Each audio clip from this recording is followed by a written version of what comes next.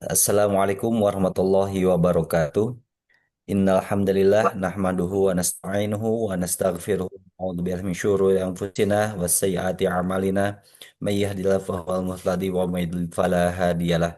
Asyhadu an la ilaha illallah wa asyhadu anna Muhammadan abduhu wa rasuluhu la nabiyya ba'dah. Allahumma shalli ala Muhammad wa ala alihi wa sahbihi wasallam. Puji dan syukur marilah kita panjatkan kepada Allah Azza wa Jalla semata atas kesehatan, atas taufik serta hidayah yang telah Allah karuniakan kepada kita semua. Nikmat iman, nikmat Islam, nikmat kesehatan, nikmat untuk melaksanakan ibadah-ibadah di setiap kesempatan yang ada, dan tentu saja nikmat untuk berjamaah serta nikmat thalabul ilmi dan nikmat-nikmat yang lainnya yang begitu luas, yang begitu banyak yang Allah hadirkan hingga detik ini. Salawat serta salam terlupa pula kita tumpah curahkan kepada uswah kita, kudwah kita Nabi Allah Muhammad Sallallahu Alaihi Wasallam, berikut kepada keluarganya, para sahabatnya, para tabi'in tabi'in, para ulama hingga kepada kita semua yang hadir di kajian Bumiku Mengaji. Alhamdulillah atas izin Allah kita diberikan kesempatan untuk memasuki hari ke 6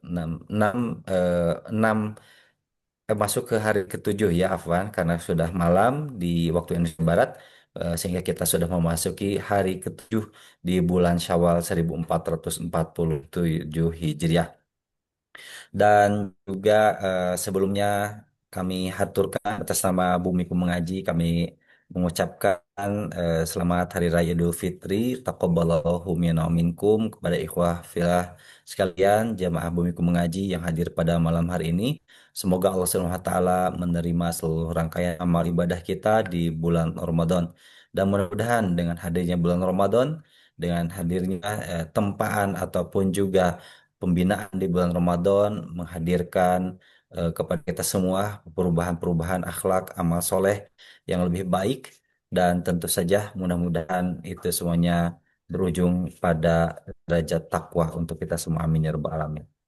Dan berkenaan dengan itu, Alhamdulillah di hari ketujuh bulan Syawal ini kita akan memasuki kajian perdana ya, kajian perdana Bumi Mengaji setelah rehat 1 bulan di bulan Ramadan. Kemarin kami tidak menyelenggarakan kajian karena Masya Allah di kota masing-masing setiap ikhwah mengikuti kajian-kajian yang diselenggarakan di kota secara offline di kota ataupun juga domisilinya masing-masing. Alhamdulillah untuk malam hari ini kajian perdana ini di bulan Syawal ini bertemakan Ramadan Pembawa Perubahan, yang insya Allah akan disampaikan oleh salah satu guru kita tercinta, yakni Al Ustadz Haris Abu Nova Hafizahullah Ta'ala, dan beliau sudah hadir bersama kita. Untuk itu tanpa berpanjang kalam, kami langsung persilakan saja kepada Ustazuna menyampaikan kajian pada malam hari ini. Tafadhol ya Ustazi, barakallahu fiik. Assalamualaikum barakallah, jazakallah khairan. Bismillahirrahmanirrahim. Assalamualaikum warahmatullahi wabarakatuh. Innal hamdalillah nahmaduhu ta'ala wa nasta'inuhu wa nastaghfiruh wa na'udzu billahi min syururi anfusina wa min sayyiati a'malina. May yahdihillahu fala mudhillalah wa may yudlilhu fala hadiyalah. Asyhadu an la ilaha illallah wahdahu la syarikalah إقرارا به وتوحيدا وأشهد أن محمدا عبده ورسوله أما بعد. Saudara-saudaraku kaum muslimin dan kaum muslimat rahimani wa rahimakumullah. Allah Subhanahu wa taala ketika mensyariatkan sesuatu di dalamnya ada hikmah, ada pelajaran yang Allah Subhanahu wa taala inginkan kepada kita. Terkhusus ibadah-ibadah yang agung, ibadah-ibadah yang besar seperti Ramadan itu sendiri.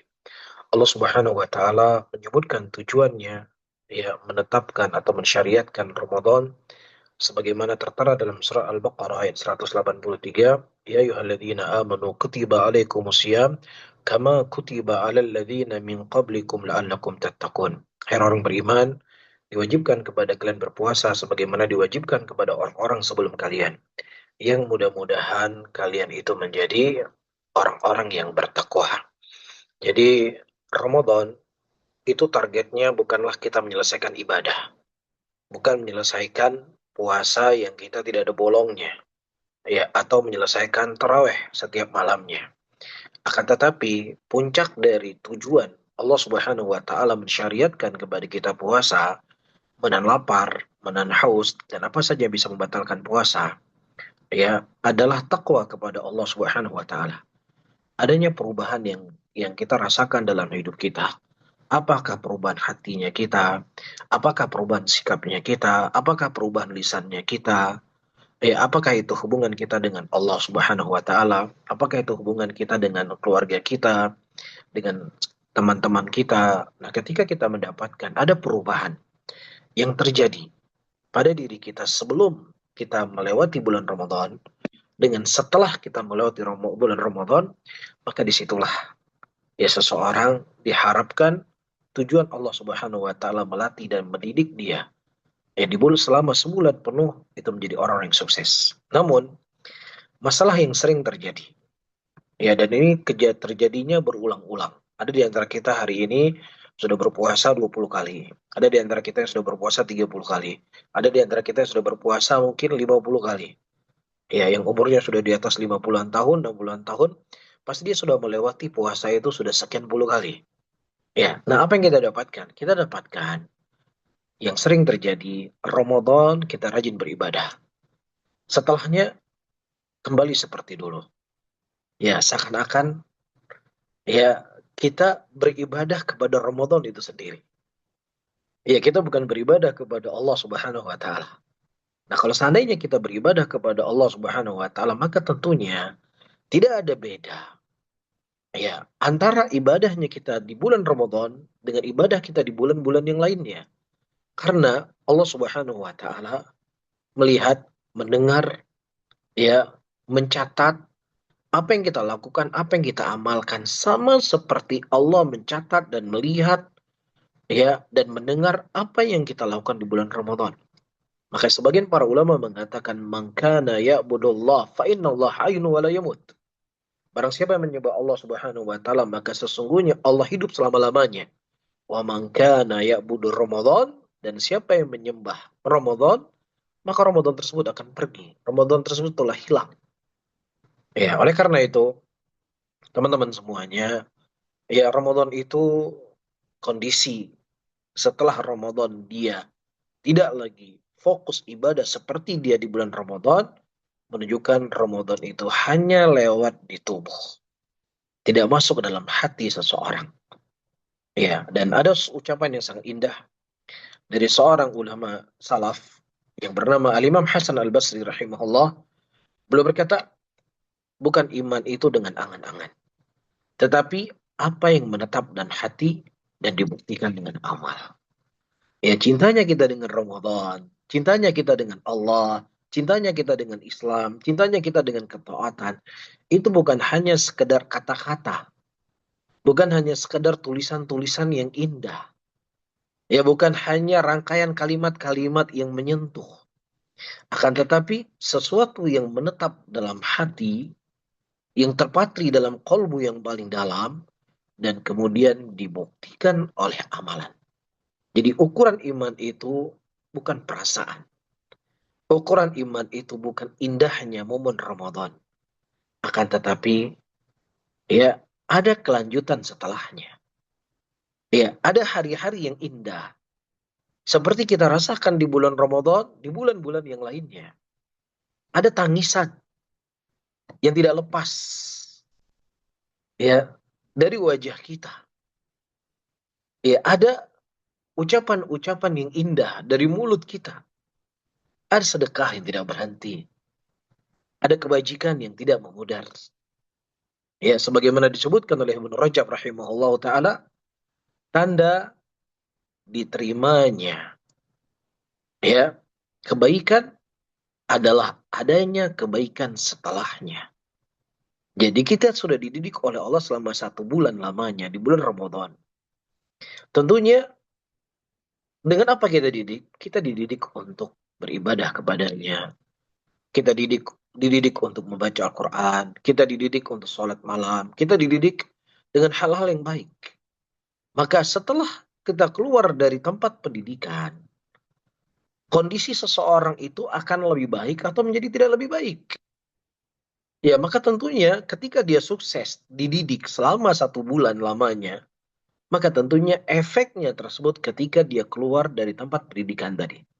Makanya Allah Subhanahu wa taala mengatakan dalam ayatnya, "Fa faragta fansab."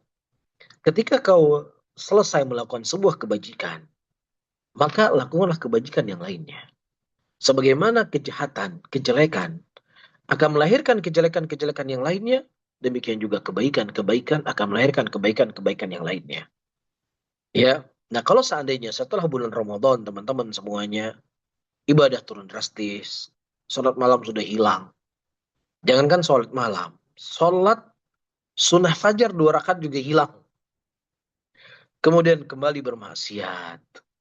Ini menunjukkan bahwasannya ibadah itu belum berbekas dalam hati kita. Ya, oleh karena itu, teman-teman semuanya, para hadirin dan hadirat yang dimuliakan oleh Allah Subhanahu wa taala, kita ingin menjadikan Ramadan itu adalah bulan yang mengubah kondisi dan keadaan kita. Iya, mengubah akhlaknya kita, mengubah perangainya kita, merubah ibadahnya kita, merubah fokusnya kita, dan orientasinya kita kepada akhirat. Iya, kesemangatan kita kepada akhirat itu melebihi daripada kesemangatan kita kepada dunia setelah kita melewati bulan Ramadan. Nah, kalau seandainya ini yang kita dapatkan, insya Allah ada tanda-tanda keberhasilan kita di bulan Ramadan tersebut. Sehingga di sini, orang-orang yang mereka tidak merubah kondisi dan keadaannya setelah bulan Ramadan, maka ada satu hal yang cukup menapar kita semuanya. Sebagaimana dikhabarkan oleh Nabi SAW, diriwayatkan oleh Imam Ahmad rahimahullah dalam musnadnya, kata Nabi SAW, rubbas imin. Berapa banyak orang yang mereka berpuasa tidak mendapatkan dari puasanya kecuali hanya lapar dan hausnya saja. Subhanallah, betul. Dia tidak makan dan tidak minum. Jadi semenjak terbitnya matahari, dari terbitnya fajar sampai tenggelamnya matahari, dia tidak makan dan minum. Iya. Tetapi para hadirin dan hadirat yang dimuliakan oleh Allah Subhanahu wa taala, ibadahnya tidak bertambah, takwanya tidak bertambah. Ini menunjukkan apa? Kerugian yang dikhabarkan oleh Nabi SAW. Yang artinya bahwasanya amalan yang dilakukan selama ini adalah amalan yang itu tidak bernilai di sisi Allah Subhanahu wa taala. Ya, Allah Subhanahu wa taala mengibaratkan sebuah ayat di dalam Al-Qur'an. Ya, ada seseorang yang dia menjahit baju. Ya, dia menjahit sesuatu lah, baju atau yang semisalnya. Selesai dia menjahit, semuanya selesai. Kemudian dia sendiri yang mencabut benang-benangnya dari satu persatu sampai hilang semuanya. Atau orang yang sudah membangun sebuah istana yang megah. Ketika istana itu tinggal untuk dia tempati, dengan susah payah dia membangun istana tadi. Kemudian dia yang menghancurkan istana yang telah dia bangun. Dihancurkan bata-batanya, dia robohkan pintunya, dia robohkan tiangnya. Demikianlah ibarat orang-orang yang mereka sudah merasakan nikmat dan puncaknya ibadah dia kepada Allah Subhanahu wa taala. Ya, hatinya itu lebih mudah untuk tersentuh, lebih mudah untuk menangis. Ketika dia tidak sholat malam, ketika dia tidak baca Quran, dia merasa seperti sudah berbuat dosa. Ini kan sebuah nikmat yang Allah Subhanahu wa taala berikan kepadanya dan kemudian dia menghancurkan nikmat tersebut. Itulah kondisi orang-orang yang mereka di bulan Ramadan semangat beribadah dan kemudian di luar bulan Ramadan dia meninggalkan ibadah itu semuanya. Dan juga disebutkan oleh Ali bin Abi Thalib radhiyallahu taala anhu, kata beliau, jadilah kalian lebih perhatian terhadap diterimanya amal daripada amal itu sendiri. Ya, oleh karena itu Allah Subhanahu wa taala tidak menganjurkan kepada kita untuk banyak beramal. Tapi Allah Subhanahu wa taala menganjurkan kepada kita untuk beramal yang paling terbaik. Dan amal yang paling terbaik kata Nabi Shallallahu alaihi wasallam, ya, amalan yang terus-menerus dilakukan oleh seseorang. Dia istiqomah melakukan amalan tersebut. Ya, istiqomah. Walaupun amal itu sedikit, kata Nabi SAW. Kemudian juga di sini dinukilkan oleh Fudail ibn Iyad rahimahullah taala. Jika engkau melihat seseorang setelah Ramadan tetap dalam keburukan, maka itu tanda ia termasuk orang yang merugi. Saya baca ulang. Kata Fudail ibn Iyad rahimahullah, jika engkau melihat seseorang setelah Ramadan tetap dalam keburukan, maka itu tanda termasuk orang yang merugi. Sebelum Ramadan, mohon maaf, dia masih merokok. Setelah Ramadan, dia lanjutkan rokoknya. Sebelum Ramadan, dia suka berghibah. Selesai bulan Ramadan, dia tetap masih berghibah. Sebelum Ramadan, dia lalai dengan dunianya. Dan tidak peduli dengan kehidupan akhiratnya. Setelah bulan Ramadan, maka kesibukan itu terus-menerus menghampirinya. Dia sama seperti kondisi seperti sebelum bulan Ramadan. Maka kata Fudail ibn Iyad rahimahullahu ta'ala, maka ini adalah orang-orang yang sangat merugi. Di seseorang ketika dia tidak lagi fokus dengan ibadah di bulan Ramadan, bukan sekedar kehilangan pahala, tapi kehilangan kesempatan untuk diampuni. Kehilangan momentum perubahan. Nah, kalau seandainya 1 hari, 2 hari, 3 hari, 1 minggu setelah bulan Ramadan, kondisi kita tidak berubah, kapan kita akan berubah? Apakah kita berubah ketika kita sudah dimasukkan oleh Allah ke dalam liang lahat? Apakah kita berubah ketika kita dibangkitkan oleh Allah Subhanahu wa taala kelak di yaumul qiyamah? Apakah kita berubah ketika Allah menimbang amalan kita? Apakah kita akan berubah ketika Allah telah memasukkan kita ke dalam nerakanya? Maka tidak akan bermanfaat lagi. Yauma la yanfa'u malun wala banun illa man atallah biqalbin salim. Suatu hari yang tidak akan bermanfaat lagi harta dan anak-anak yang kau miliki. Kecuali siapa yang datang kepada Allah dengan hati yang selamat. Jadi apa yang kita persiapkan hari ini di dunia, ya apa yang kita bekali hari ini di dunia untuk bertemu dengan Allah Subhanahu wa taala dari ketaatan amalan soleh itulah yang akan bermanfaat kepada kita kelak di yaumul qiyamah. Ya. Kemudian para hadirin dan hadirat yang dimuliakan oleh Allah Subhanahu wa taala. Kita melihat realita di masyarakat atau kita melihat diri kita sendiri, kita berkaca pada diri kita sendiri. Tidak semua orang maksimal di Ramadan. Ada yang masih bermaksiat, ada yang lalai, ada yang bahkan tidak berubah sama sekali. Ya, perlu kita ketahui. Kalau memang seandainya itu yang sudah kita alami hari ini, 7 hari setelah kita berlebaran, ingat, bukan berarti kita tidak bisa berubah. Bukan berarti kita tidak bisa berhenti. Bukan berarti kita harus menunggu sampai datang Ramadan tahun depan. Pintu taubat itu masih terbuka. Allah Subhanahu wa taala memanggil kita semuanya. Memanggil saya dan memanggil antum semuanya. Wahai hamba-hambaku yang melampaui batas, jangan berputus asa dari rahmatnya Allah Subhanahu wa taala. Jangan menunggu sampai datang bulan Ramadan untuk kita menyadari apa yang telah kita lakukan selama 7 hari ini setelah selesai bulan Ramadan. Ya, kita harus bangkit kembali. Semangat itu harus kita munculkan kembali. Ya, ketenangan hati itu harus kembali kita bentuk. Tentunya dengan kita membawa amalan-amalan yang sudah kita lakukan di bulan Ramadan, kita bawa di luar bulan Ramadan itu sendiri. Ya, kemudian di sini saya nukilkan ucapan Abdullah bin Mas'ud radhiyallahu taala anhu. Kata beliau, seorang mukmin, ya, ketika dia melihat dosanya, itu seperti gunung yang menimpanya. Nah, ketika selesai bulan Ramadan, kita mendapatkan diri dan kondisi kita seperti ini, benci dengan dosa, benci dengan maksiat.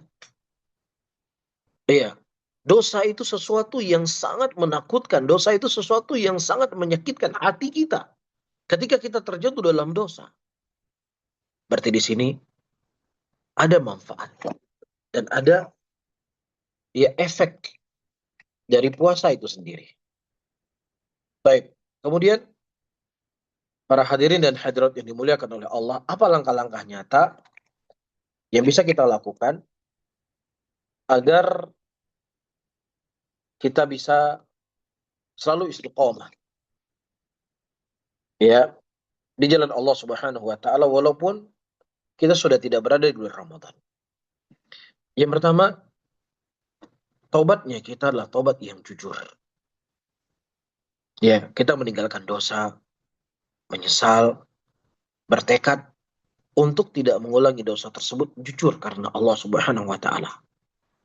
Karena sesuatu yang muncul dari kejujuran, maka itu akan lebih berbekas. Sesuatu yang muncul daripada keikhlasan, itu akan lebih abadi. Iya, ada satu kisah walaupun bentuknya ya tidak persis seperti bukan bagian dari pembahasan yang kita bahas. Akan tetapi dari kisah ini memberikan pembelajaran kepada kita bahwasanya sebuah keikhlasan itu ya dia itu tidaklah sesuatu yang cepat, tetapi dia berbekas. Pada saat itu di zaman Imam Malik rahimahullah banyak orang-orang menulis kitab Muwatta. Ya, banyak orang menulis kitab Muwatta. Kitab Muwatta adalah kitab hadis yang ditulis oleh Imam Malik rahimahullah. Dan para ulama yang lain juga menulis kitab Muwatta seperti yang ditulis oleh Imam Malik rahimahullah. Kemudian orang-orang berkata, wahai Imam, banyak orang menulis Muwatta seperti yang kau menulis. Kemudian kata Imam Malik rahimahullah, menukilkan sebuah ayat di dalam Al-Quran, wa amma zabadu fayadhabu jufa, wa amma ma yanfa'u nas fayamkuthu fil ard. Adapun buih di lautan, walaupun jumlahnya itu banyak, maka dia akan hilang begitu saja. Wa amma ma yanfa'un nas fayamkuthu fil ard. Adapun sesuatu yang itu bermanfaat untuk manusia, maka itu akan abadi. Nah, demikian juga amalan-amalan yang dibangun di atas keikhlasan, amalan yang dilakukan berharap wajah Allah Subhanahu wa taala, amalan yang dilakukan ya mengharap ridhonya Allah Subhanahu wa taala, bukan sekedar ikut-ikutan, bukan hanya sekadar mengikuti momen-momen yang indah. Bukan hanya sekedar melihat orang beribadah, kita juga rajin beribadah. Ya, tetapi karena ketika tujuannya karena Allah, maka kan sama kondisinya dia di bulan Syawal seperti bulan Ramadan. Di bulan Dzulqa'dah sama seperti di bulan Ramadan. Di bulan Dzulhijjah sama seperti bulan Ramadan. Dan di bulan Muharram sama seperti bulan Ramadan. Sampai datang bulan Sya'ban dan kemudian masuk bulan Ramadan, kondisinya itu sama. Kita bisa bayangkan teman-teman semuanya. Bagaimana indahnya kehidupan kita.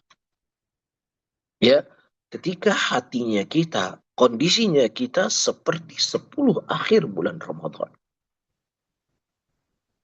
Ya, kita bisa bayangkan bagaimana indahnya hidup kita. Maka sebagian para ulama salaf mereka pernah berkata, kalau seandainya indahnya surganya Allah Subhanahu wa taala seperti kenikmatan yang dirasakan oleh orang-orang yang mereka melakukan ketaatan kepada Allah Subhanahu wa taala, maka surganya Allah itu sungguhlah sangat indah. Indah sekali surganya Allah. Ketika mereka berbicara tentang surga, mereka tidak hanya berbicara tentang bidadari. Tidak hanya bicara tentang istana yang terbuat dari emas. Tapi ketika mereka berbicara tentang surga, mereka berbicara tentang bagaimana ketenangan hati seseorang ketika dia dekat dengan Allah Subhanahu wa taala. Iya. Nah, inilah sesuatu yang harus kita usahakan, teman-teman. Karena apapun kenikmatan yang kita dapatkan, yang itu berupa hanya kembali kepada fisiknya kita, kembali kepada jisimnya kita, kembali kepada badannya kita, tanpa menyentuh hati kita, maka itu kesenangan yang akan membosankan. Kesenangan yang akan menjenuhkan. Makanya surga, ketika Allah berbicara tentang surga, Allah tidak berbicara tentang kenikmatan yang ada di dalam surga saja berupa fisik, tapi Allah Subhanahu wa taala juga menceritakan ketenangan hati, di mana dicabut segala bentuk kebencian-kebencian yang ada dalam hati kita. maka kita akan betah tinggal dalam surga. Yang kita tidak akan pernah mati-mati. Ya, ini semuanya teman-teman. Saya ulangi kembali dan saya tegaskan kembali adalah ya ibadah yang itu dibangun di atas keikhlasan. Dia akan berbuah dan dia akan tumbuh dan dia terus berkembang sampai kita bertemu dengan Allah Subhanahu wa taala. Karena Allah tidak memerintahkan kepada kita untuk beribadah kepada Allah sampai selesainya Ramadan. Tapi Allah memerintahkan kepada kita wa'bud rabbaka hatta ya'tiyakal yaqin. Sembahlah Allah Subhanahu wa taala. Sampai kapan kita menyembah Allah? Sampai dikumandangkan takbir di malam Ramadan, di malam Lebaran? Tidak. Tapi kita beribadah kepada Allah Subhanahu wa taala sampai datang kepada kita kematian. Dan Allah Subhanahu wa taala, teman-teman, di dalam syariat ini tidak ingin memberatkan kita. Ya, Allah tidak ingin membebani kita dengan berpuasa setiap hari sepanjang tahun. Yuridullahu bikumul yusra wa la yuridu bikumul usra. Allah tidak menginginkan kepada kalian kesulitan. Allah menginginkan kepada kalian kemudahan. Allah mensyariatkan kepada kita berpuasa selama 1 bulan. Supaya ini menjadi bekal 11 bulan setelahnya. Baik. Kemudian yang kedua, langkah-langkah nyata yang harus kita lakukan setelah bulan Ramadan. Kita mulai dari amalan yang kecil. Ya, amalan-amalan yang itu telah menenteramkan dan menyejukkan jiwa kita di bulan Ramadan. Yang kita tinggalkan. Karena manusia ini ketika dia meninggalkan sekali, 2 kali, 3 kali, maka disitulah dia akan menganggap itu hal yang biasa. Ketika dia menganggap itu hal yang biasa, padahal itu besar dalam syariat Allah, maka dia akan menyepelekan. Maksudnya gimana? Maksudnya begini teman-teman. Kita ingat ya, seminggu yang lalu, atau 10 hari yang lalu, ketika kita tidak baca Quran, ya di bulan Ramadan, itu kan rasanya seperti kita berbuat dosa. Rasanya kita seperti meninggalkan sebuah kewajiban yang besar. Ada yang kurang dalam hidup kita. Ya, ada yang kurang dalam hidup kita. Nah, kemudian, teman-teman, setelah melewati 1 hari, 2 hari, 3 hari, 4 hari bulan Ramadan, setelah kita lewati hari-hari tersebut, kemudian kita nggak baca Quran lagi. Kita nggak baca Quran. Apakah perasaan hati kita sama seperti perasaan hati kita di akhir bulan Ramadan tadi? Tidak membaca Quran sama seperti seakan-akan saya berbuat dosa. Hati kita sudah mulai berkata, ya baca Quran kan nggak wajib. Ya baca Quran itu cuma anjuran. Yang wajib baca Quran itu adalah ketika kita baca Al-Fatihah dalam sholat. Nah, pikiran seperti ini kan nggak pernah kita terfikirkan di 10 akhir bulan Ramadan kan. Kita juga tahu membaca Quran itu bukan kewajiban. Nggak wajib baca Quran. Ya, akan tetapi kita merasa kita sudah berbuat dosa. Padahal jasadnya jasad yang sama, orangnya orang yang sama, tapi perasaannya yang berbeda. Kenapa teman-teman? Karena di hari-hari itu hati kita bersih, hati kita suci. Iya. Nah dari sekarang setelah 7 hari bulan Ramadan, itu hal yang biasa karena apa? Karena momen yang paling penting bagi kita yang kita harus menjaganya, momen malam pertama Lebaran, momen hari pertama Lebaran, momen hari kedua Lebaran, momen hari ketiga Lebaran. Itu adalah penentu yang sangat penting. Taib. Nah kalau seandainya di hari pertama Lebaran kita sudah meninggalkan membaca Quran, momen Lebaran kedua kita momen meninggalkan baca Quran juga, Lebaran yang ketiga kita juga sudah meninggalkan baca Quran.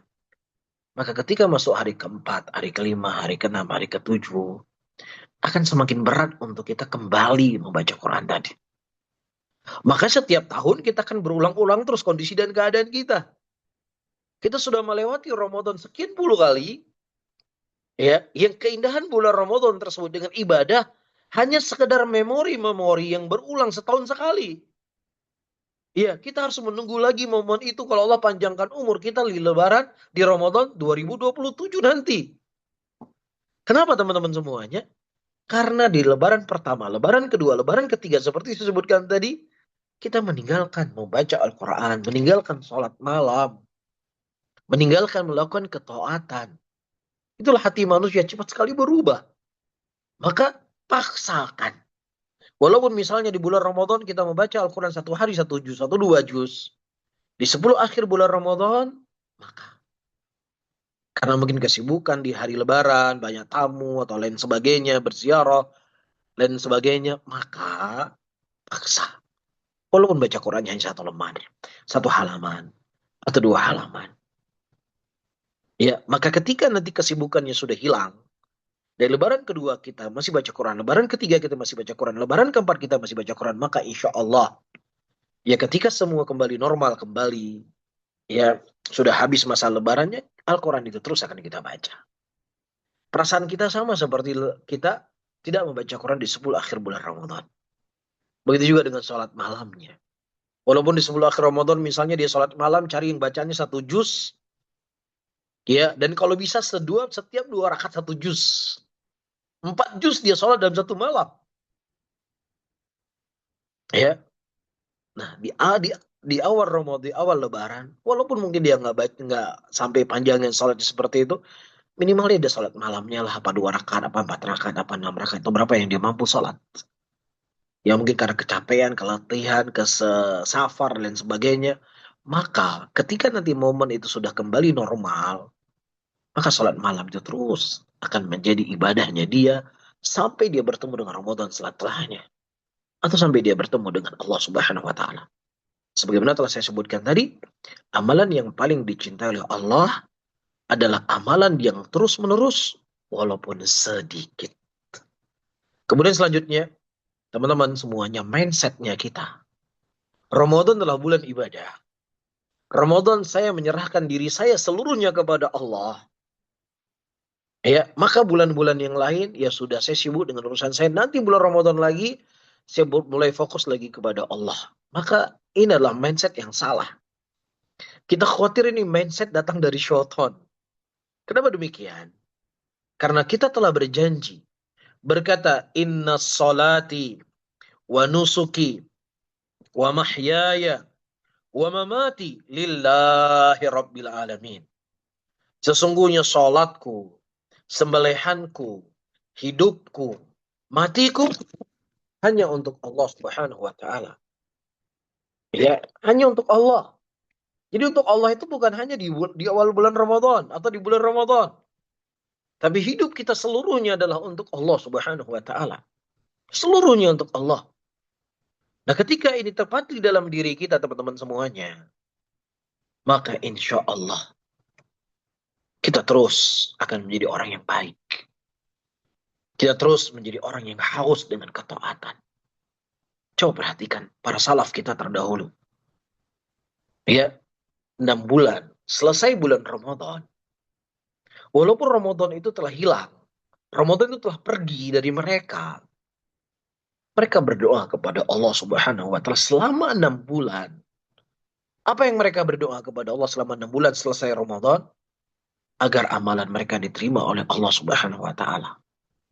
Nah, selesai 6 bulan mereka berdoa agar amalannya diterima oleh Allah. 6 bulan setelahnya, ya, mereka berdoa agar dipertemukan oleh Allah dengan bulan Ramadan. Jadi hidup mereka selama 11 bulan itu ada hubungannya dengan Ramadan. Ya, apakah meminta berdoa agar amalnya diterima ataukah dipertemukan kembali dengan bulan Ramadan? Ini menunjukkan ya ada bekas pada diri mereka dari ibadah yang mereka lakukan. Ya, sehingga ada satu ucapan yang indah di sini disebutkan ya oleh Yahya bin Mu'ad rahimahullah taala. Teman-teman semuanya, agar kita bisa selalu istiqomah berbuat kebaikan, menunda-nunda tobatlah dosa yang lebih besar daripada dosa itu sendiri. Ya, dan sebagian para ulama mereka menyebutkan seseorang itu bukan hanya bertobat dari dosa berupa maksiat, berupa zina, berupa khomer, ya, berupa ghibah, tapi di antara bentuk dosa, sebagian ulama juga mengatakan adalah ketika Allah memberikan taufik kepadanya dan hidayah kepadanya, Dan Allah telah memberikan kepadanya nikmatnya beribadah kepadanya. Dan kemudian dia meninggalkan ketaatan tersebut. Dia meninggalkan kenikmatan tadi. Maka dikhawatirkan itulah dosa itu sendiri. Yang dia harus bertobat kepada Allah Subhanahu wa Ta'ala. Yang harus dia sesali. Karena itu sebuah nikmat yang harus kita jaga. Bukankah Allah mengatakan lain syakartum la azidannakum wa la in kafartum inna adzabi lasyadid. Apabila engkau mensyukuri nikmatku, kau menambah nikmat tersebut. Tapi kalau seandainya engkau mengkufuri nikmatku, azabku sungguhlah sangat pedih. Di nikmat yang Allah berikan kepada kita itu bukan hanya sekedar harta, bukan hanya sekedar finansial, tapi di antara nikmat yang Allah berikan kepada kita ketika Allah mudahkan kita dan Allah menanamkan rasa lezatnya ibadah kita kepadanya. Ya, dan kemudian kita meninggalkan itu semuanya, teman-teman. Maka kita khawatir telah bentuk dari maksiat yang harus kita bertaubat. Dan jangan menunggu di bulan Ramadan yang akan datang. Karena Ramadan yang akan datang itu masih sangat jauh dari kita. Ya. Kemudian setelahnya, teman-teman, para hadirin dan hadirat yang dimuliakan oleh Allah Subhanahu wa Ta'ala. Poin selanjutnya, ya jauhi dosa, jauhi maksiat. Karena dosa dan maksiat itu akan menitik satu noda hitam dalam kalbu kita. Ya, yang kemudian dia akan melahirkan dosa dan maksiat yang lainnya. Dalam sebuah hadis Rasulullah Shallallahu Alaihi Wasallam menyebutkan, fitnah itu akan datang kepada hati seseorang itu bagaikan anyaman tikar sedikit demi sedikit. Dan ketika dia menerima fitnah tersebut, dia masuk terperosok ke dalam fitnah dosa dan maksiat tadi, maka Allah akan menitik satu noda hitam dalam hatinya. Ya, sedikit demi sedikit, sedikit demi sedikit, yang kemudian hatinya itu penuh dengan kegelapan. Nah, ketika kondisi hatinya seperti itu, kata Rasulullah SAW, la ya'rifu ma'rufa wa la yunkiru munkara. Dia sudah tidak tahu lagi mana perkara yang ma'ruf. Dia sudah tidak tahu lagi mana perkara yang baik. Dan juga dia tidak lagi mengingkari kemungkaran. Ya, dan dia jenjang itu sedikit demi sedikit, teman-teman. Sedikit demi sedikit. Nah, ketika kita sudah merasakan, ketika noda hitam itu sudah memenuhi hati kita, maka kita tidak rindu lagi untuk baca Quran. Kita sudah tidak rindu lagi untuk salat malam. Kita tidak rindu lagi untuk menuntut ilmu. Kita sudah tidak rindu lagi untuk sholat sunnah. Kita sudah tidak keinginan lagi untuk bersedekah. Maka lisan kita akan kita gunakan untuk berbuat maksiat kepada Allah. Kaki kita akan kita gunakan berjalan untuk melakukan yang dimurkai oleh Allah. Tangan kita ini akan melakukan sesuatu yang dibenci oleh Allah. Berat bagi tangan kita, kaki kita, lisan kita untuk diajak berbuat kebaikan dan berbuat ketaatan kepada Allah Subhanahu wa Ta'ala. Jadi sangat berbahaya. Ini sangat berbahaya. Dan yang kedua, dosa itu akan melahirkan dosa yang kedua. Dosa yang kedua akan melahirkan dosa yang ketiga. Dosa yang ketiga akan melahirkan dosa yang keempat. Karena dosa itu tidak akan berhenti di satu titik. Dia terus akan berkembang. Ibaratnya seperti kanker yang menjalar dalam tubuh seseorang. Allah Subhanahu wa Ta'ala menceritakan dalam Al-Quran kisah saudara-saudara Nabi Yusuf alaihissalam. Ketika ada sesuatu dalam hati mereka, kebencian kepada Yusuf, hasad kepada Nabi Yusuf, kemudian apa yang ada dalam hati itu mereka ungkapkan dengan lisan mereka. Uqtulu Yusuf awitrahu arda yakhlu lakum wajhu abikum wa takunu min ba'di qauman salihin. Bunuhlah Yusuf. Atau kita buang dia ke sebuah tempat. Agar pandangan bapak kita hanya kepada kita, dan setelahnya nanti kita bertobat dan kita menjadi orang-orang yang saleh. Jadi orang-orang yang taat kepada Allah. Nah, sekarang menjadi pertanyaan. Ya, ketika mereka berbuat dosa dan maksiat dengan dalih nanti kita bertobat, apakah mereka bertobat? Mereka nggak bertobat, teman-teman semuanya. justru melahirkan dosa yang lainnya. Apa dosa yang lainnya? Ya, mereka datang menjumpai bapaknya, membawa baju kebohongan. Ya, membawa baju kedustaan. Mereka mengatakan bahwasanya Yusuf ini sudah diterkam oleh serigala. Ya, berapa dosa yang mereka buat? Mendolimi serigala, menuduh serigala berbuat sesuatu yang serigala berlepas diri darinya. Ya, bersandiwara, pura-pura nangis.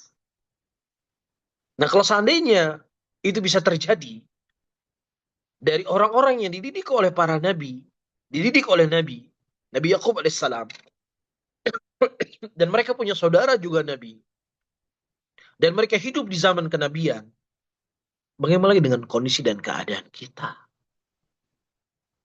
Ya, maka dengannya akan berefeklah dosa itu pada diri kita sendiri dengan Allah, kita dengan istri kita dengan anak-anak kita. Tidak ada ketenangan dalam hidup kita dalam berumah tangga. Kita dengan teman kerjanya kita. Dan itu seperti ini dikhabarkan oleh Nabi SAW. Tidaklah orang yang saling berdua saling bermusuh-musuhan kecuali ada satu di antara mereka yang berbuat maksiat kepada Allah Subhanahu wa taala. Ada tidak mereka satu orang berbuat maksiat. Ya, oleh karena itu teman-teman semuanya, dosa itu tidak akan menenangkan hati kita. Dosa tidak akan menenteramkan jiwa kita. Dosa itu akan menyakitkan dan menyempitkan hidup kita. Sampai-sampai Ibnu Qayyim rahimahullah ta'ala beliau pernah berkata, seseorang diazab oleh Allah atau Allah menghadap pelaku dosa di muka bumi ini dengan cara ya dia melakukan dosa dan maksiat dalam kondisi dia sudah tidak merasakan lagi dosa, nikmatnya dosa tadi. Ya, tetapi dia melakukan dosa tadi hanya sekedar untuk mengisi kekosongan hatinya. Hanya sekedar itu. Di awal mungkin dia minum khamar, dia merasakan lezatnya khamar yang dia minum. Ya, atau dia berzina, dia merasakan lezatnya zina yang dia lakukan. Atau apa saja dari bentuk dosa. Maka Allah akan mengazab dia dari dosa yang dilakukan tadi. Ya, untuk dia sudah tidak lagi merasakan khamar, lezatnya khamar itu, dia sudah tidak lagi merasakan lezatnya zina itu. Ya, tetapi hanya untuk mengisi waktunya yang kosong.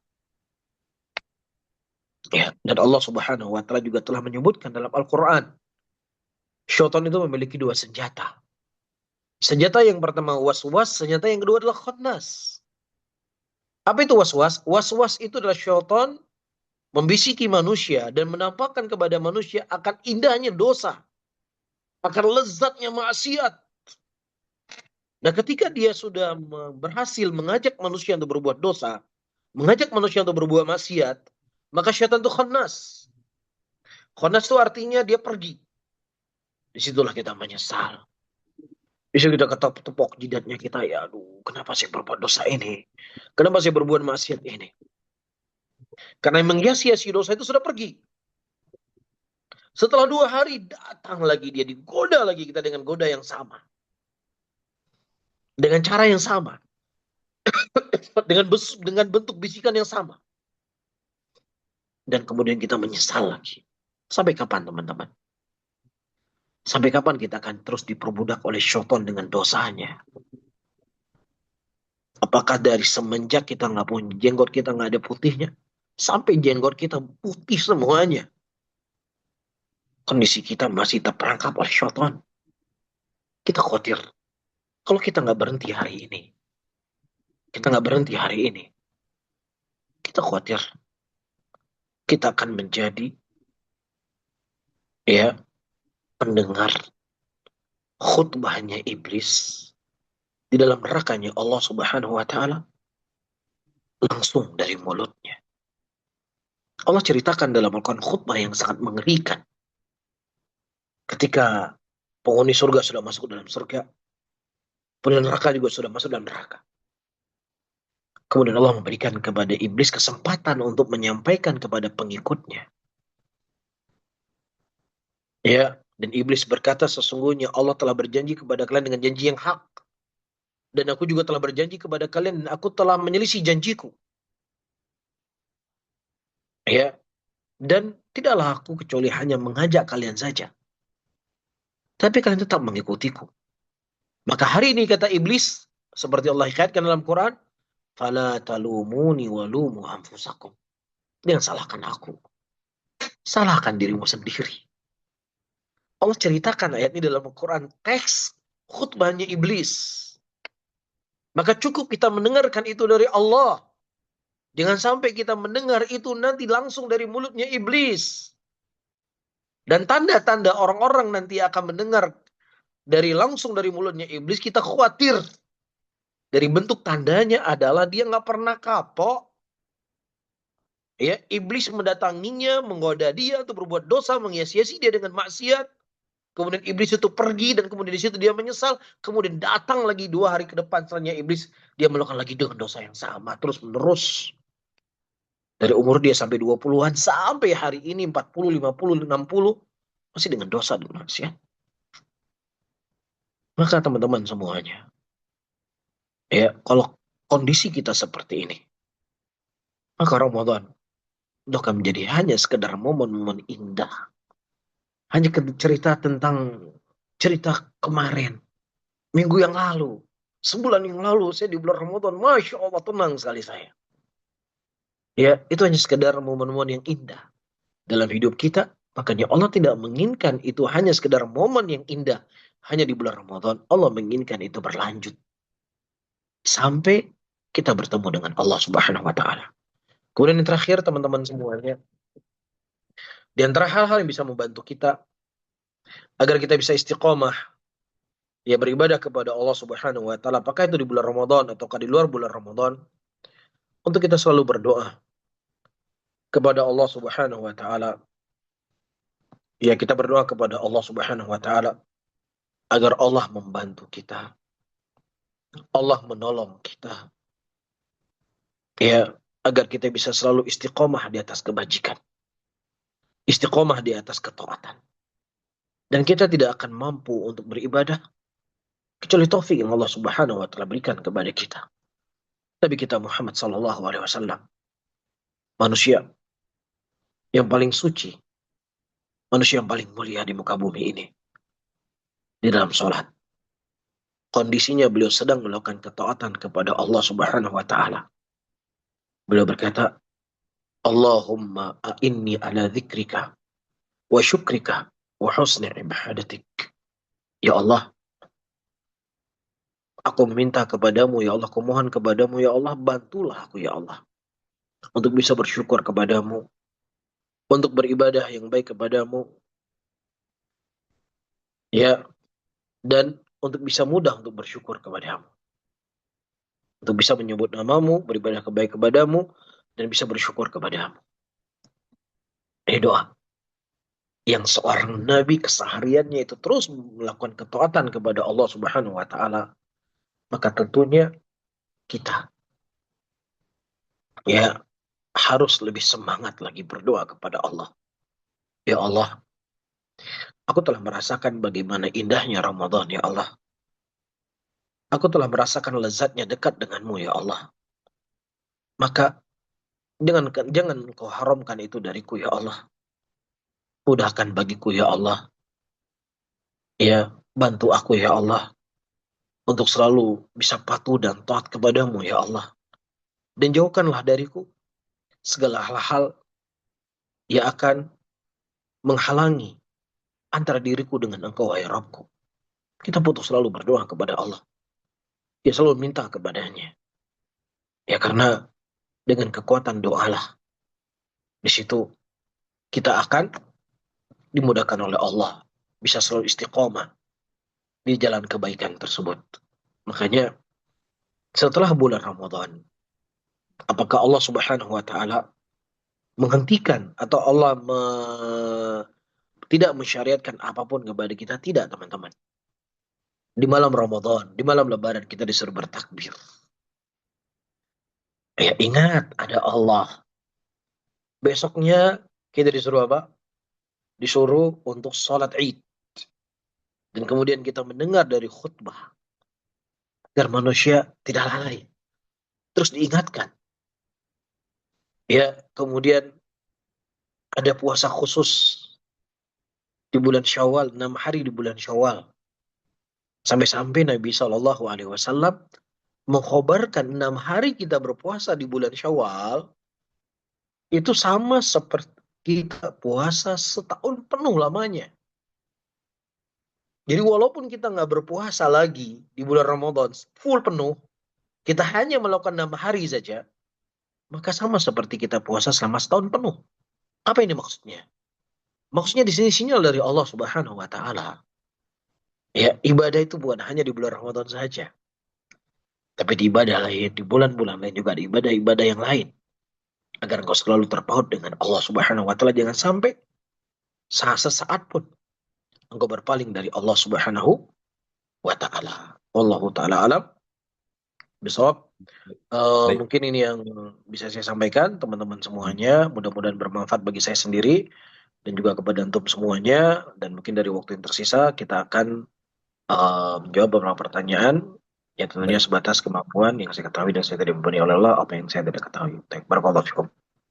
Baik, wa barakallahu fiik Ustazuna, Masya Allah, sekian jazakallahu khairan atas pemaparan materi, penyemangat sekaligus juga pengingat kepada kita semua yang hadir, khususnya di Jamaah Bumiku Mengaji di eh, di kajian perdana bulan Syawal Bumiku Mengaji.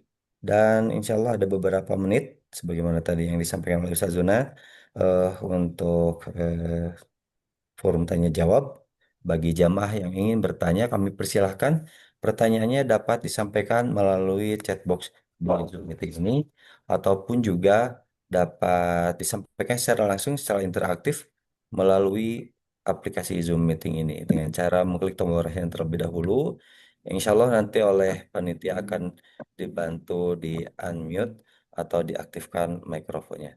Silahkan jamaah untuk menyampaikan eh, pertanyaan pada malam hari ini. Baik, sebentar Ana cek dulu di chat. eh,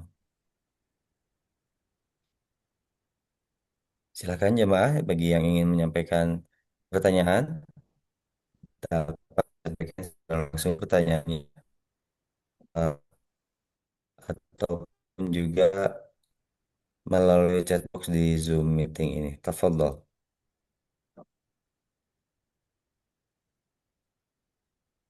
Baik, di sini sudah ada yang raise hand.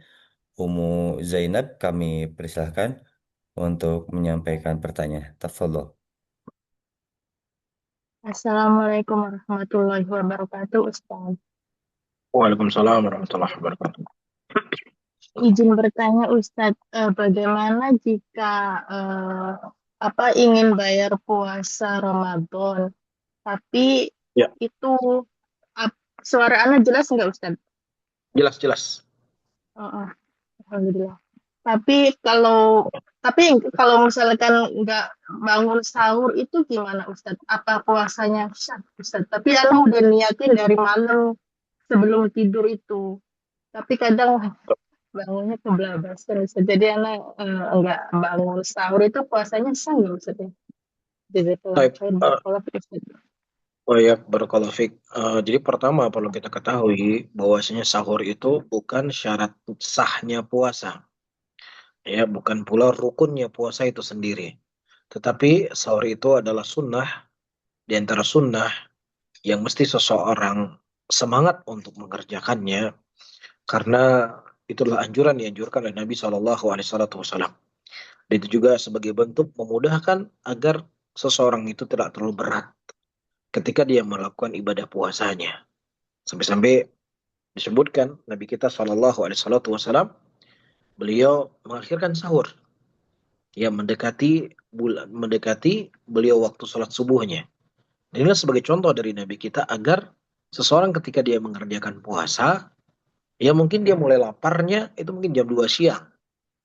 Ya, dia hanya menahan hanya beberapa jam saja. Ya, sebagai bentuk kemudahan, ini sebagai bentuk keringanan dari Allah Subhanahu wa taala. Maka seseorang yang dia tidak makan sahur, ya, dan kemudian dia ingin berbuka misalnya karena dia tidak sanggup, Kalau itu puasa sunnah atau puasa menggantikan puasa, maka tidak ada masalah dia berbuka, dia gantikan di hari yang lainnya. Tapi kalau seandainya posisinya dia di bulan Ramadan, dia posisinya di bulan Ramadan, dan kemudian dia tidak makan sahur, maka ini bukan alasan untuk bolehnya berbuka puasa. Dengan dalih, saya nggak makan sahur. Ya pertama, tidak makan sahur itu bukan kewajiban, bukan pula syarat sahnya puasa. Baik, Allah Ta'ala alam, bisawab. Barakallahu fikum. Ustadz, satu lagi boleh? Nah, silakan. Iya Ustadz, kan kodarullah posisi anak itu kan di sini sedang bekerja Ustadz. Nah Ya, itu ketika Ramadan itu anak itu sholat tarawihnya itu malam Ustadz, sekitar jam 4-an gitu Ustadz, setelah tidur, karena mungkin karena kalau misalkan kan Mas selesai kerjanya itu hampir sampai jam setengah 11 atau sampai jam 11 gitu ya Ustadz ya. Nah, itu ya. karena kadang kalau mau melaksanakan sholat tarawih itu kayak udah rasa capek banget gitu, Ustaz. Jadi kalau mau mengerjakannya malam apa tidak apa-apa, Ustaz? Baik, nah, jadi salat taraweh itu juga namanya salat malam, juga nama lainnya adalah salat tahajud, juga nama lainnya adalah salat witir. Dan waktu salat taraweh, salat tahajud, salat malam, salat witir, itu sebagian ulama mengatakan dari selesai salat isya sampai dikumandangkannya adzan subuh. Ya, jadi kalau misalnya di sebuah daerah adzan subuh, adzan keduanya, misalnya adalah jam 5 subuh, kemudian jam 4-nya dia sholat, maka tidak ada masalah. Ya, dia misalnya sholat tarawehnya jam 4 subuh, dia sholat sendiri, ya tidak ada masalah. Karena itu waktunya masih dalam waktu sholat malam itu sendiri. Wallahu a'lam bishawab. Baik, mudah-mudahan cukup jelas jawaban dari Ustaz Zuna Haris atas pertanyaan dari Ummu Zainab. Berikutnya pertanyaan yang disampaikan melalui chatbox di Zoom meeting ini. Bismillahirrahmanirrahim. Ustaz, apakah boleh fidyah dibayarkan dengan uang apabila seseorang menerima apabila seseorang menerima orang yang bayar fidyah karena kebutuhan darurat, apakah boleh dipakai untuk berobat? Demikian Ustaz pertanyaan. Baik, secara hukum asal, para hadirin dan hadirat yang dimuliakan oleh Allah, fidyah itu adalah makanan yang harus dikeluarkan. Ya, sebagaimana hadis yang datang dari Nabi kita Shallallahu Alaihi Wasallam. Satu sok dari tamar, satu sok dari syair. Ya, atau satu sok dari kurma atau satu sok dari tepung.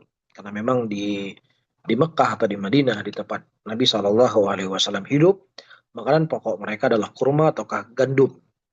Maka kalau kita di Indonesia makanan pokok adalah beras, maka beras yang kita keluarkan. Jadi zaman Nabi Shallallahu Alaihi Wasallam itu ada beras, ada uang, ya. Tapi bersama dengan itu Nabi Shallallahu Alaihi Wasallam tidak memilih uang untuk mengeluarkan zakat fitrah. Ada satu kaidah disebutkan dari ibunda Aisyah radhiyallahu taala anha, dia keluarkan oleh Imam Bukhari dalam sahihnya, ma khuyira Nabi sallallahu alaihi wasallam baina amran ila akhadha ayyasaruhuma illam yakun ithma. Tidaklah Nabi sallallahu alaihi wasallam diperhadapkan kepada beliau dua perkara, kecuali ya beliau akan memilih di antara dua perkara tersebut yang paling mudahnya. Selama dua perkara tersebut bukan perkara yang haram. Nah, kalau seandainya dua perkara tersebut adalah perkara yang haram, maka Nabi adalah orang yang menjauhi dari perkara yang haram tadi. Nah, dengan kaidah ini kita pakai. Sekarang, mana yang lebih mudah bagi kita? Mengeluarkan zakat fitrah. Bawa beras sekian kilo, sekian karung, kemudian kita bawa ke masjid, kemudian dibagi-bagi, atau memberikan uang, mana yang lebih mudah? La syak wala raib. Memberikan uang itu akan lebih mudah. Tidak repot. Kita bisa transfer, ya berapapun kita bisa transfer. Nggak perlu beli sana, kirim lagi, dan lain sebagainya. Betul tidak? Memberikan uang lebih mudah.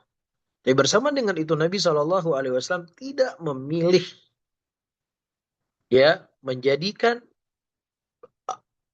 zakat fitrah itu berupa uang. Padahal Itu yang paling mudah aja. Iya. Paham ya sisi sisi pendalilannya? Kalau saya ulangi kembali. Nabi kalau ada dua perkara, maka Nabi akan memilih yang paling mudah di antara dua perkara tersebut selama itu bukan perkara yang haram. Selama bukan perkara yang haram. Nah sekarang kita sudah mengatakan tadi memberikan uang itu jauh lebih mudah daripada kita berikan makanan pokok. Jauh lebih mudah. Tetapi bersama dengan itu adanya uang di zaman Nabi Shallallahu Alaihi Wasallam dan Nabi tidak memilih menggunakan uang untuk membagikan zakat fitrah. Kemudian yang ketiga, ya di sana ada zakat yang berupa zakat mal. Nah kalau seandainya zakat fitrah juga itu diberikan dengan uang, maka apa bedanya dengan zakat mal? Makanya di sana ada zakat mal, ada zakat fitrah. Untuk apa? Untuk membedakan. Ya, membedakan bentuknya, membedakan waktunya, dan seterusnya. Ya, kalau seandainya memang zakat itu juga dikeluarkan uang, zakat fitrah yang ada bedanya dengan zakat harta. Taib. Nah, yang ketiga, kalau seandainya misalnya seseorang mengirimkan uang, ya, seseorang mengirimkan uang kepada misalnya teman-teman yang tinggal di Dubai atau tinggal di Abu Dhabi atau tinggal di Amerika atau di mana, ya, yang sulit dia mencari orang-orang yang bisa menerima zakat fitrah. Ya, akhirnya dia mentransfer uang kepada saudaranya di negeri dia tinggal di Indonesia misalnya. Ini saya punya uang, tolong berikan beras ya. Dia nanti berasnya ini, nah tolong kamu bayarkan zakat fitrahnya saya. Ya nggak ada masalah.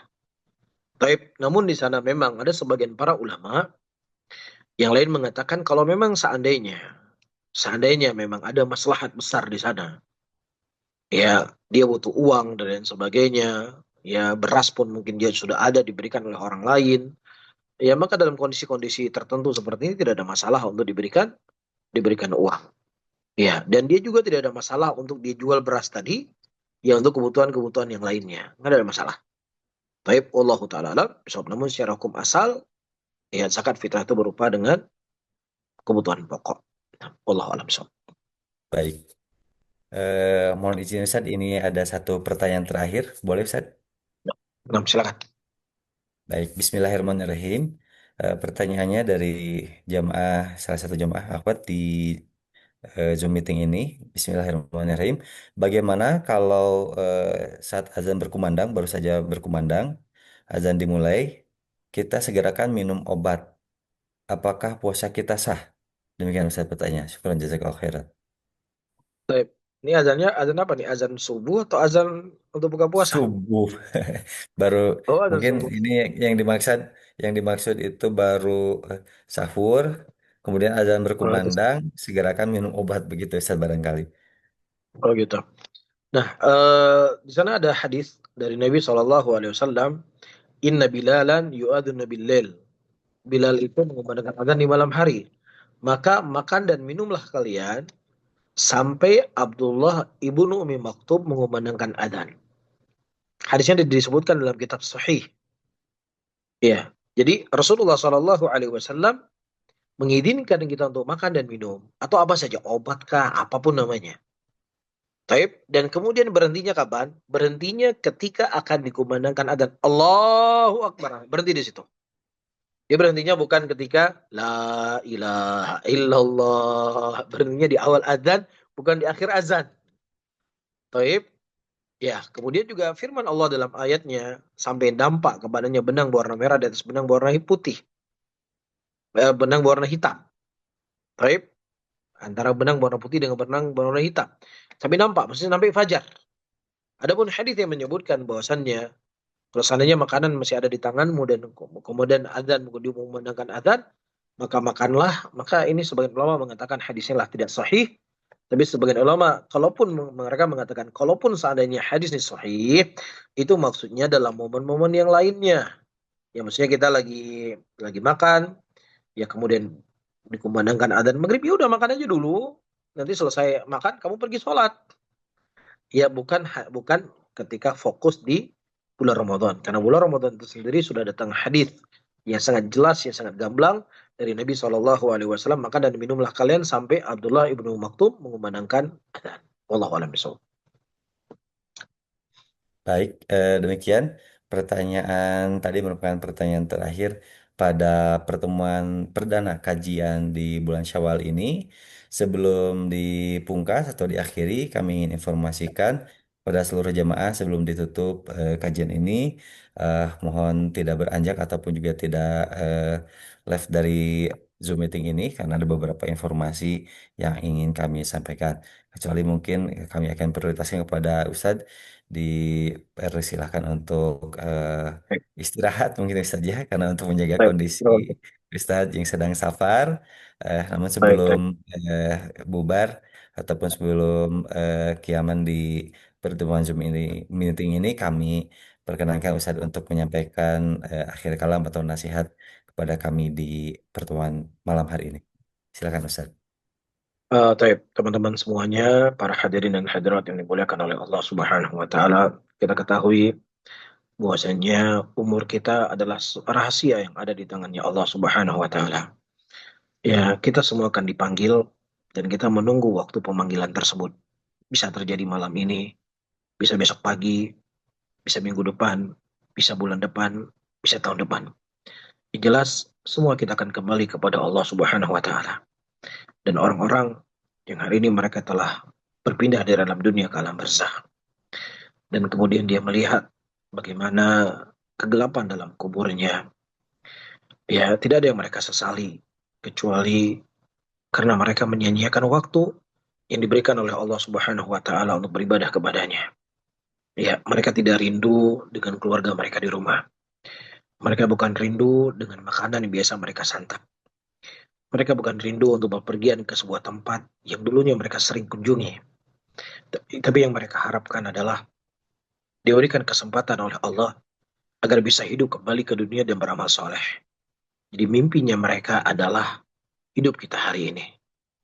Ya, cita-cita mereka adalah waktu yang masih kita miliki hari ini.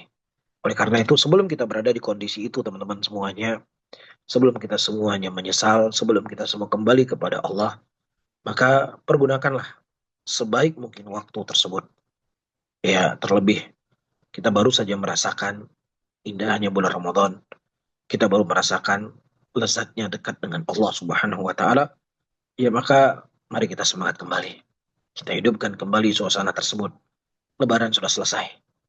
Ya, namun pertanggungjawaban kita masih terus akan menunggu kita sampai datang malaikat maut mencabut nyawa kita. Mudah-mudahan Allah selalu memberikan taufik dan hidayahnya kepada kita menjadi seorang muslim yang baik, seorang muslimah yang baik, menjadi muslim yang selalu bersyukur dengan nikmat Allah Subhanahu wa taala dan menjadi muslim yang selalu patuh dan taat kepadanya. Wallahu taala alam bisawab. Amin ya rabbal alamin. Mungkin ini bisa saya sampaikan.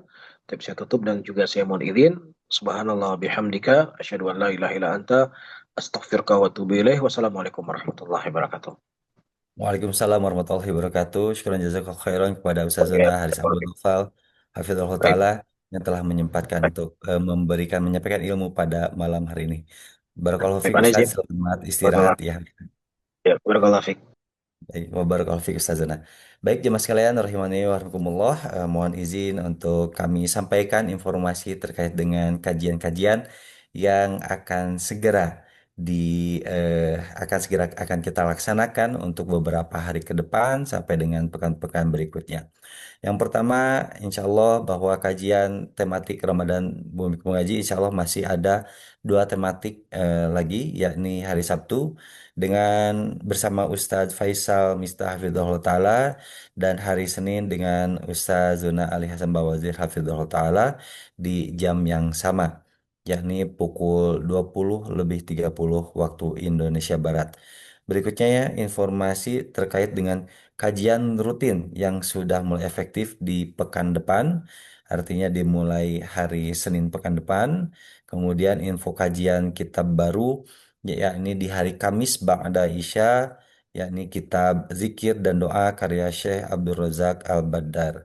Untuk jamaah yang ingin mengetahui informasi kajian-kajian yang akan diselenggarakan oleh Bumiku Mengaji, kami persilahkan untuk bergabung ke dalam grup WhatsApp grup Bumiku Mengaji yang kami sediakan dua link khusus, yakni link untuk jamaah ikhwan dan satu lagi adalah link khusus untuk jamaah akhwat. Dan tadi di awal kajian kami sudah sampaikan link tersebut melalui chatbox di Zoom meeting ini. ataupun juga jamaah dapat mengklik tautan ataupun juga link yang warna biru agar dapat bergabung ke dalam grup Bumiku Mengaji. Ataupun juga selain itu jemaah dapat menyimak melalui link tersebut melalui Instagram Bumiku Mengaji atau sosial media Mengaji lainnya. Dan juga bagi jemaah yang merasa tertinggal mengikuti kajian pada malam hari ini, insya Allah rekamannya akan segera dirilis di channel YouTube Bumiku Mengaji. Pun demikian dengan kajian-kajian yang telah diselenggarakan oleh Bumiku Mengaji, jika jemaah ingin mengetahui lengkap rekaman kajian-kajian tersebut, kami persilahkan untuk berkunjung di di YouTube channel Bumiku Mengaji. Selanjutnya, kajian baru akan dibersamai oleh Ustadz Wira Mandiri Bahrun. Asatizah pengampu tetap yakni Ustadz Nizar Saad Jabal, kemudian Ustadz Nazmi Umar Bakar, Ustadz Musyafaat Darini, Ustadz Abdullah Roy, Ustadz Faisal Mistah Hafidhullah Ta'ala, dan tentu saja Ustadz Ali Hasan Bawi Wazir Hafidhullah Ta'ala. Selanjutnya juga ada Ustadz Zainuddin Al-Banjari dan juga asatizat lainnya. Ada Ustadz Haris Abu Nofal, Ustadz Abdullah Roy, kemudian ya Ustadz lainnya insya Allah akan hadir bersama kajian Bumi Mengaji. Atas nama kru Bumi Mengaji yang berjamaah Bumi Mengaji yang turut hadir pada malam hari ini. Semoga ilmu yang baru saja kita dapatkan menjadi ilmu yang bermanfaat, menambah wawasan kepada kita semua, menambah wawasan untuk keluarga kita, dan kita diberikan kemampuan keistiqomahan untuk mengamalkan sekaligus juga menyampaikan kepada seluruh anggota keluarga kita berikut handai taulan relasi-relasi kita. Mudah-mudahan ketika kita menyampaikan walaupun satu ayat ataupun satu hadis menjadi pahala jariah kepada kita semua, bil khusus kepada guru-guru kita semua. Terima kasih untuk kehadirannya sekali lagi partisipasinya. Sampai ketemu nanti di hari Sabtu kajian bersama Ustadz Faisal Mustafidullah Ta'ala. Berikut juga dengan kajian-kajian yang akan eh, kembali diselenggarakan dari hari Senin sampai dengan Ahad pekan depan. Barakallahu fikum. Terima kasih atas kehadirannya dan pantau terus sosial media Bumiku Mengaji untuk mengetahui jadwal-jadwal kajian Bumiku Mengaji. Barakallahu fikum. Marilah kita pungkas dengan doa kifaratul majelis. Subhanaka Allahumma bihamdika asyhadu an la ilaha illa anta astaghfiruka wa atubu ilaik. Walhamdulillahirabbil alamin. Selamat beristirahat. Barakallahu fikum. Wassalamualaikum warahmatullahi wabarakatuh.